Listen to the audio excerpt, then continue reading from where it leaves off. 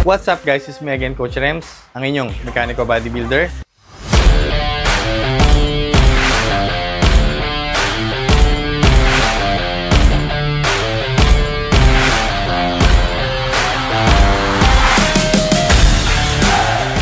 Babalik. Matagal-tagal tayo walang upload kasi hindi pa tayo nakakapag-gym tayo. At the same time, busy rin tayo sa mga buhay-buhay. Pero kasi akong gustong i-share sa inyo. Yung harapan kasi ng bahay is sayang. Naisip ko, bakit di ko gawing gym? Pero, syempre, kagaya nyo lang din naman ako, medyo may doubt or nervyos na simulan ko. Siguro, parang nawawalan ng confidence. No? Parang ganon. Tulad nga na sinasabi ko kasi, sa lahat naman ng bagay, wala tayong assurance, di ba? Walang assurance sa lahat ng bagay na ginagawa natin. Naaasenso ba tayo sa ginagawa natin? Na maging successful ba tayo sa ginagawa natin? Wala. Pero kailangan kasi ilatag natin. Diba? Tapos, aim high, aim high. So, pag nakapag-aim high tayo, try natin pumunta ron. Pero hindi rin siya foolproof. Kasi nga, walang assurance sa lahat ng bagay. Na pag nagtrabaho ka ngayon, yayaman ka. Pag nagnegosyo ka ngayon, yayaman ka. Di ba? Walang kasiguraduhan yun. Pero ang point is, may ginagawa tayo. Bukod sa may ginagawa tayo, lumalaban tayo. So definitely, may mararating tayo. Bukod sa may mararating tayo, may aral. Ang dami nagsasabi, yung negosyo daw ay parang sugal. Hindi eh. Hindi para sa akin. Bakit? Kasi pag sa sugal, pag matalo ka ng ilang milyon, wala namang aral doon, walang growth na tinatawag. Pero pagdating sa business, the more na mas lumalaki yung talo mo, the more na mas malaki yung lugi mo, mas maraming lesson nakapalit. Mas maraming aral nakapalit. So mas nag-growth ka ngayon, di ba? Kaysa sa sugal, taya ka lang, tsamba dito, tsamba doon, wala kang choice eh, di ba? Compare dito, meron kang choice, di ba? Ano pa yung isipin mo marketing sa sa pagsusugal ba may marketing, di ba? Wala naman. So, hindi ko alam sa iba paano nila na-compare yung sugal sa negosyo, which is malayong malayo. Lang, ipapakita ko sa inyo yung paggagawan ko ng gym para makita natin yung before and after. So, i-DIY lang natin to, tapos kung ano yung kaya natin, yun lang. Makikita nyo lahat. I hope na merong ma-inspire, diba? Na kung ano lang kaya natin, na kung ano lang yung pwede natin simulan. Ang importante kasi kumikilos tayo, kaysa naman nag-aantay tayo sa wala. Mas malaki yung chance na wala talaga tayong marating doon, diba? Kapag nag-aantay ka lang sa wala. Kasi nga, wala nang aantay mo pa. So, ilang. Tara, samahan nyo ako na silipin natin yung lugar. Makalat pa. Pero ipapakita ko sa inyo. Hayaan ko lang makalat yung kung ano lang yung tsura noon. Pakita ko sa inyo. Pininturahan ko na yun, pero ayusin ko ulit yung kulit. Okay? Tara, samahan nyo na ako. Okay? So, eto yung paano kong tayuan ng gym. Maliit lang to, maliit lang. As in, maliit lang. No? Makita nyo, makalat pa. Daming mga car parts, basahan, may pintura. Makikita nyo, meron pang dashboard dyan. Ayan o. Diba? Makalat kasi makalat. So, eto kasi, bukod dito sa lugar na ito, kung makita nyo, ganyan kalaki. Ayan, tagos pa yan. Tatanggalin na yan. Pati eto, bubuksan din to. Yan. Tatanggalin din yan. Tatago siya doon sa kabila. Makikita nyo rito, puro gamit pa. Ayan, puro car parts. Diba? Halos tulog na pyesa na gano'n. Diba? Pakita ko sa inyo.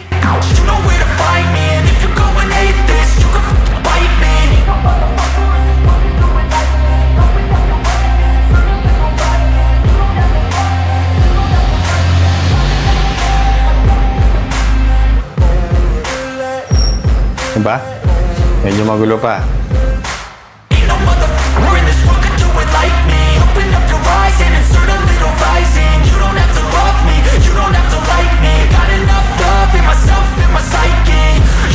Ayun na nga, hindi natin kayang bumili ng mga heavy equipment pa kasi wala pa tayong budget para dyan.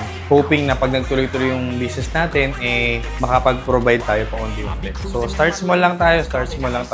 Kung ano yung kaya natin, yun lang yung malalagay natin, diba, for now. So, kung big example na lang, kung ako yung parang mag-workout, hindi na babagay sa akin kasi nga, alam niyo naman, nagko-compete tayo, diba? So, ito yung para sa mga madalas na gustong pumayat, gusto lang magkahulma yung katawan. So, ito yung the best para sa kanila.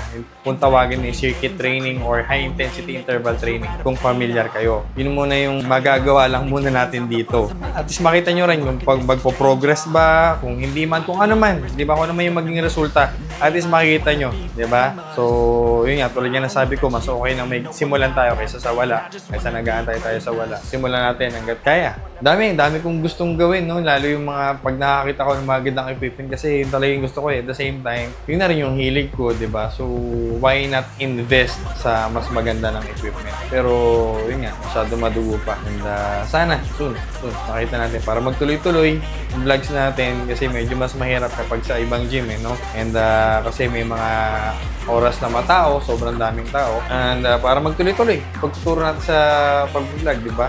I hope matapos natin agad para makapagsimula agad, no? Lalo sa mga naghahabol, para sa mga naghahabol sa summer. Usually, mas marami nag-workout pag magsa-summer, di ba? Body goals.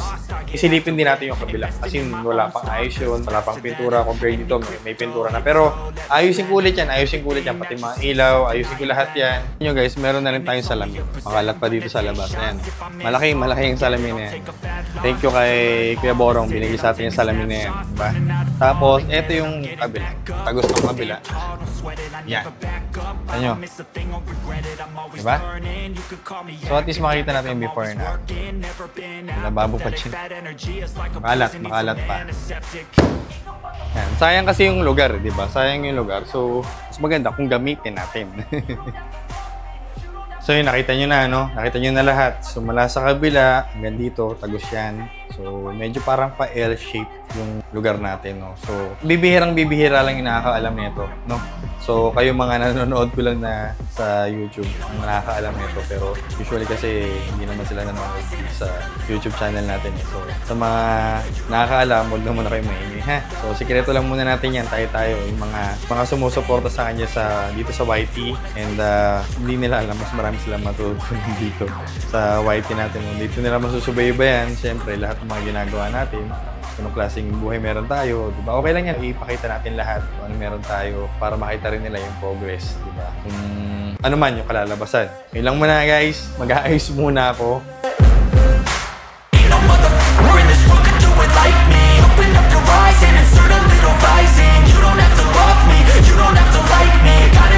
Sa mga taga Las Piñas, imbitahan ko kayo pagka natapos na magkaroon tayo ng free trial. So yun lang muna guys, peace!